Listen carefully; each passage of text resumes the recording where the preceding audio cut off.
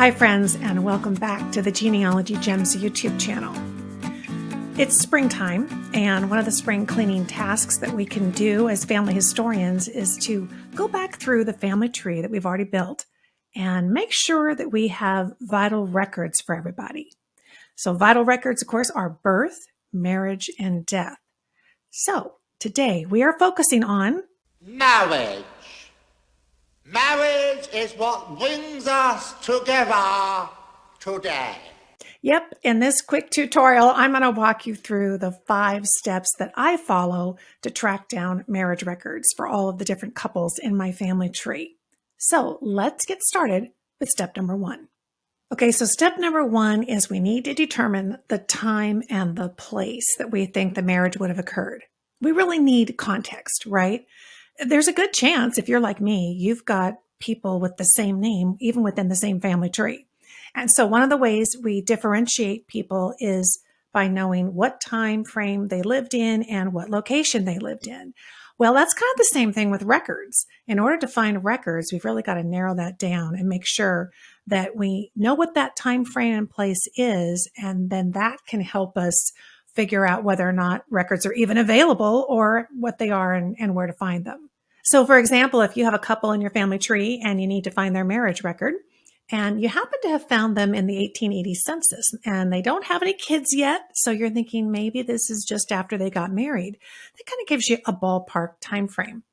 And of course, that census would also give you an approximate location. But even if it wasn't a census record, if you had some other type of lead and you knew that they were living in a particular town in a particular state, it's really important to go and find what the county was. But not just what the county is today, what the county was at the time. So one of the best tools that I love to use for this is Newberry Library's Atlas of Historical County Boundaries. If you've watched this channel for any length of time, you probably know I love using this tool in Google Earth, but you can also do it right at their website. And so you can go in and pick the time frame and the location, and it will tell you what the county was at the time. Why that's so important is because that is where the records would have been stored and recorded. And so that's where we would want to be looking for them. Now, keep in mind, that's not always the case. There are some locations during certain time frames where it may have actually been that the marriages were recorded at the town level. We see that a lot of times in New England. So, but generally speaking, when you're working in the U.S. and you're trying to find a marriage record, determining what the county was at that time, which helps you nail down place, and then having it in a basic approximate time frame is going to go a long way to helping you find those marriage records. Now, step number 2 is we need to find out when civil marriage records first started being recorded in that particular time and place. And one of the places I like to look for those is what I call kind of genealogy guidance websites. These aren't websites loaded with records, but what they are loaded with is guidance, information about what was happening and where records are and how to find them and that type of thing. There's 2 really good ones I think that you can just bookmark and go to on a regular basis. One is the Family Search Wiki and the other is US GenWeb. So let's go take a look first at the Family Search Wiki and see how it's going to help us save a lot of time and headache searching for something that maybe doesn't exist or maybe is in a completely different place than we thought it would be. And Family Search Wiki can help us figure that out. You can get to the Family Search Wiki at familysearch.org/wiki. You can also go over to the Family Search website and log into your free account and then get there through the menu as well. When you get to the wiki, you can see it's organized here by a map. We're going to click on North America, and I will scroll down and select United States. And then I've got a list of states. So let's say I'm looking for some marriage records in Ohio. We'll click Ohio. And then we need to drill down to the county. Now, the nice thing about the state page is that they have this map here. But if you're not that familiar with Ohio, it could take a while to find the county you're looking for. It's a little bit easier to find it down here in the alphabetical list of counties. So I'm looking for Montgomery. We click that and you'll find typically towards the top, you'll have information here about the county courthouse, how to get in touch with them. You'll also see Ohio record dates. They tend to focus on the most popular types of records that we would be looking for in genealogy. And in our case, we're looking for marriage records.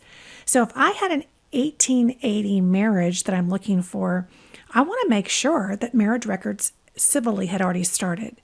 And so it says here under marriage, 1803 is when they started in Montgomery. So I'm in good shape. I should expect to be able to find some marriage records. It also says here, though, statewide registration for births and deaths didn't start until 1908. So even if you see an earlier date in here in the box, you want to read any extra information that they're giving you in case it further clarifies this date for you. In this case, 1803 is great. Now, this is a pretty big page, as you can see. A lot of information here. I find the easiest way to navigate it is I just do a Control F on my keyboard and type in marriage and do a search. Now I can jump around on this page and just find the mentions of marriage. So you can see there's a section on church records, and certainly if they did not have records back as far as I needed them, then I would want to look at the church records. As I continue to press enter on my keyboard, it scrolls through other areas of this page. Here are marriages mentioned under newspapers. But most importantly, I'm looking for vital records. And here is the section on vital records. Down here specifically on marriages. So as you can see, they're now giving me links over to collections at Family Search. They might also have them for other websites like MyHeritage or Ancestry. So it just depends on what they're currently aware of as far as which collections are out there. And typically these might be links over to digitized. Sometimes it's just a link to an archive that says, yes, we have these records, but they're not currently online. So the wiki is a huge help to save a lot of headache and be able to find out exactly when these marriage records began, and hopefully you'll find some links here to get you to places where you can locate those records. Gosh, the Family Search Wiki is a tremendous tool. It's something that you can use for all kinds of areas of your research, not just finding marriage records. If you want to learn more about it, be sure to check out my video, How to Navigate the Family Search Wiki and Find What You Need. So that one is really digs deep into the Family Search Wiki, all the different best strategies for finding what you're looking for. And if you happen to be a Genealogy Gems Premium member, then you also have access on my website to my video, Dive Deeper on the Family Search Wiki. Yeah, there is so much to find there, and we'll help you do that over at genealogygems.com. Now, I want to make an important point here. We're talking about civil marriage records. So those are created by the government. But there are also church marriage records. And the beauty of these is they go even farther back. Amongst vital records like birth, marriage, and death, even in the civil records, those go back typically farther than any other because it's really it's a contract. It's a marital contract. But when it comes to the church records, they go even much farther back. So even if it turns out that there are no civil records or they weren't created at the time that your ancestors lived, don't give up, because church records are going to be the place you're going to turn to. And I've got lots of great help for you on that. There's a video that we did. It's how to use church records for genealogy. And it's for all the different denominations and kind of the path that you use to track those down. So that's also available over at genealogygems.com. We'll have a link to that in the show notes. So what are show notes? Show notes is the article I've put together for you. It's all written up for you, everything we're talking about in this video here. And I also have a worksheet for you, so you can find show notes over at my website, genealogygems.com. Now, the other genealogy guidance website that I mentioned was the US Gen Web Project. Now, this website has been around pretty much since genealogy first started hitting the internet. It's a huge volunteer program. And it's just wonderful. It's like pulling together the brain trust of genealogists over the last, 20, 30 years who have been doing research, who have inside information, who maybe live in that area.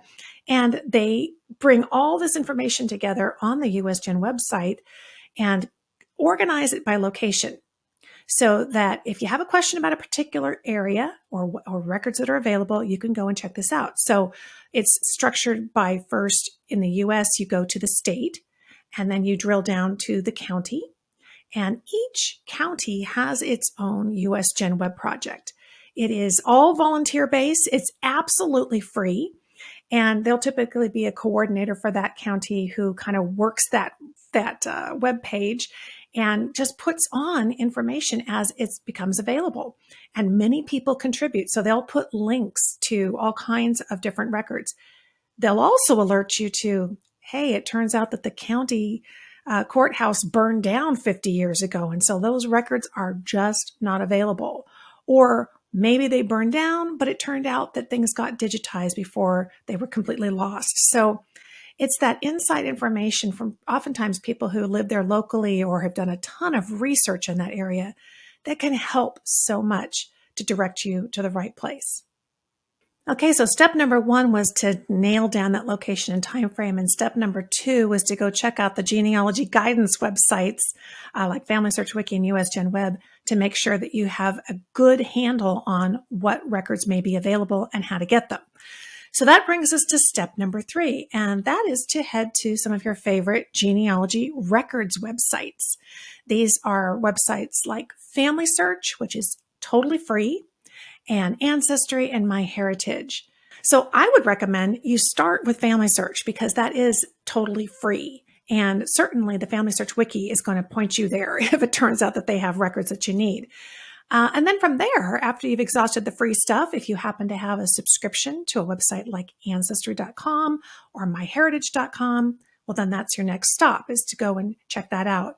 And when you head to those websites, you might first look at your hints, see if by chance they are giving you a hint already based on what they know about your family tree as to that they already have those particular marriage records. But a lot of times, the people that we're looking for, that wasn't the case. If that had been the case, we may have already found it. So we're going to have to do a little bit more digging.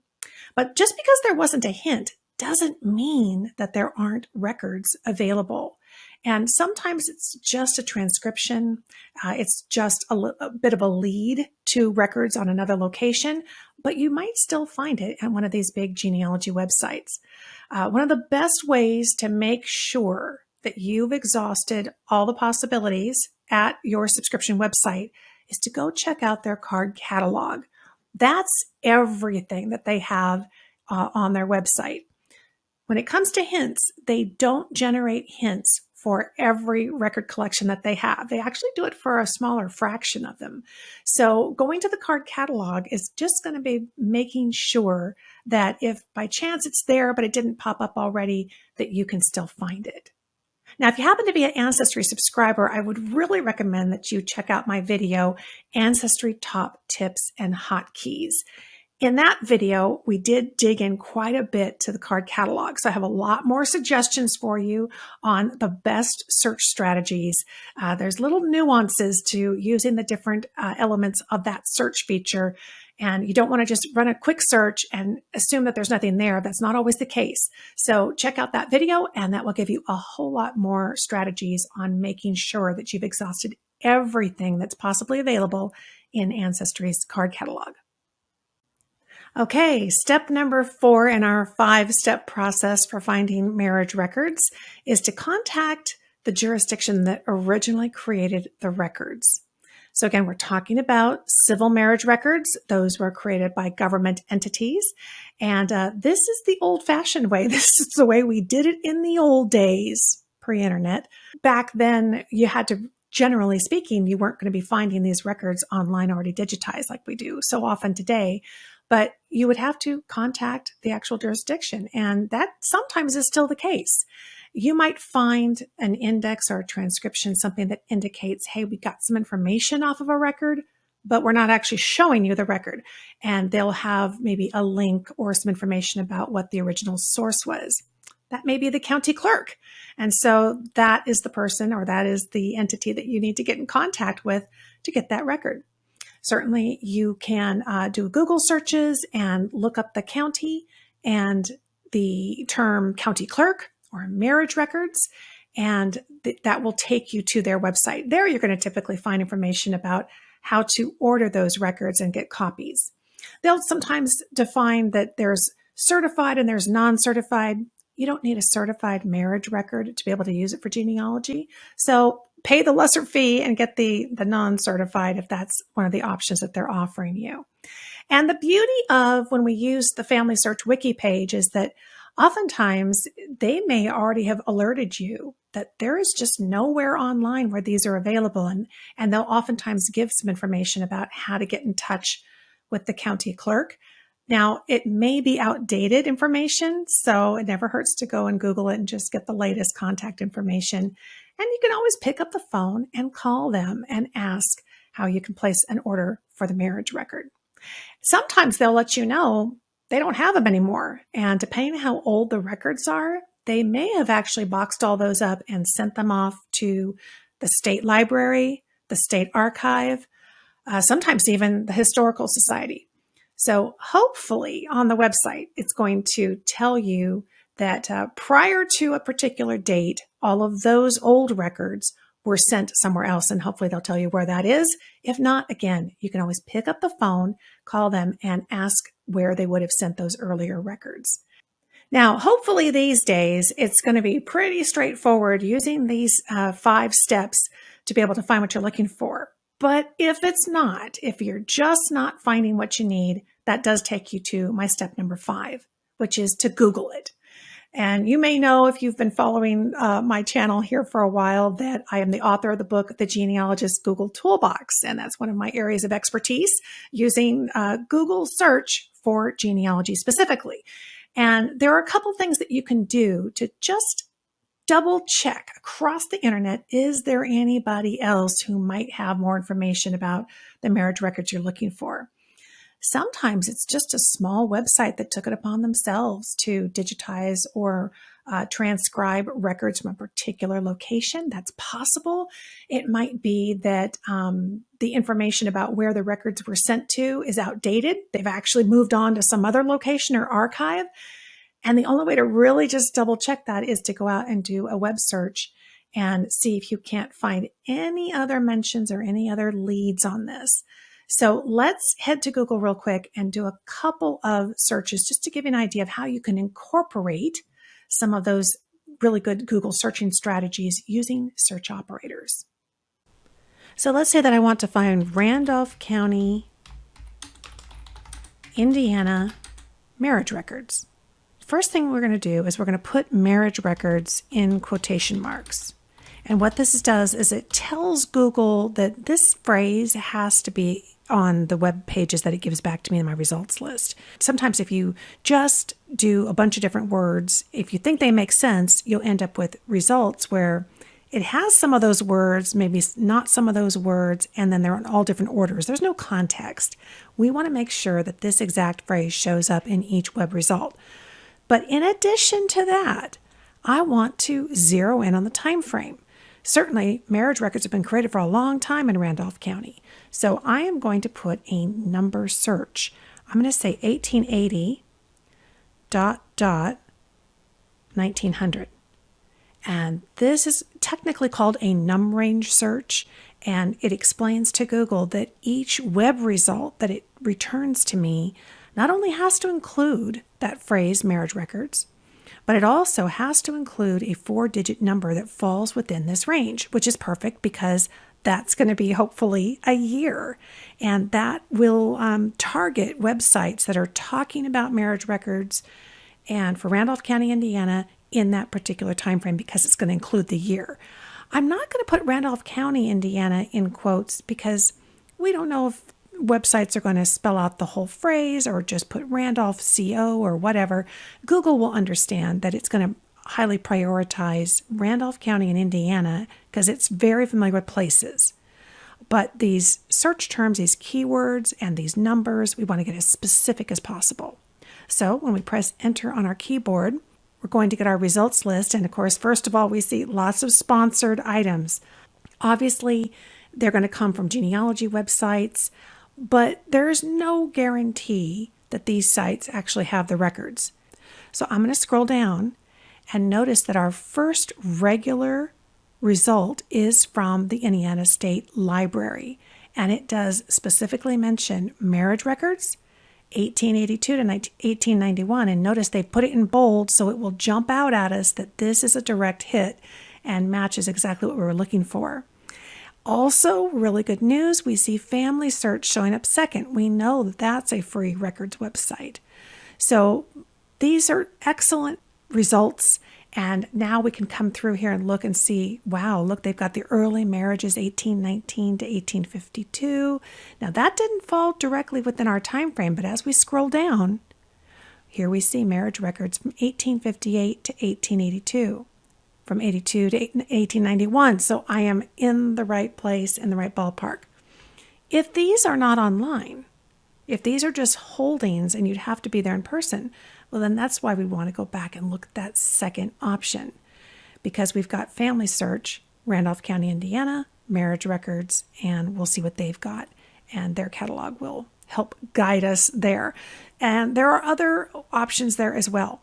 So here is the Family Search wiki page. So it has directed us back to a source that we already looked at because we know the process, and it explains here when they became available and provides links directly to different collections.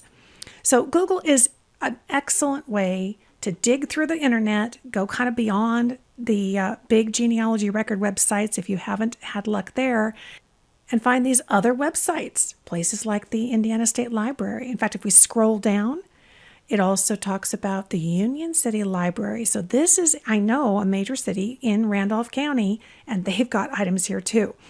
So we had great success very fast using search operators. So that's our 5-step process to finding marriage records. And if you want to learn more about it, believe me, there is so much more to learn about marriage records, why people got married where they did. And if you're having trouble finding a particular record, why isn't it in the place where you thought it should be? I've got 2 really fun and interesting and informative videos for you because my friend J. Mark Lowe was my guest on 2 videos, and he's a real expert in this area. And so our first video is marriage records case study.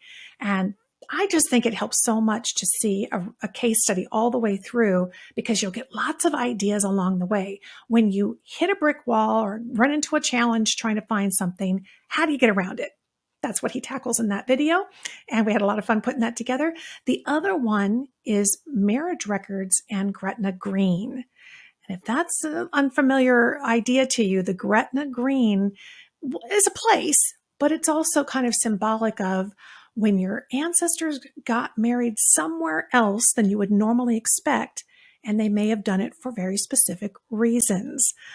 Mark gives us some great insight into this concept, and you can find that again on the show notes page for this video.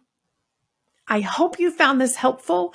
Go down to the comments and let me know, is there a marriage record that you've been looking for and you're just stumped? You've been through all 5 of these steps and you're still having problems. We have a great community here, and you might find that somebody else will be able to chime in and also give you some leads, or maybe they've already figured that out. And if these 5 steps helped you find a marriage record, we'd love to hear about that too. It's kind of nice to get inspired that it is possible to overcome those brick walls. Thanks so much for joining me. If you want to stay in touch with me, I hope you'll head over to my website, genealogygems.com. Click the red button that tells you to sign up for our free newsletter. The email newsletter comes out once a week, and it's really the best way to stay in touch with me and find out all the different videos and podcast episodes that we've got coming out for you. Until next time, thanks so much for listening, my friend. I'll talk to you soon.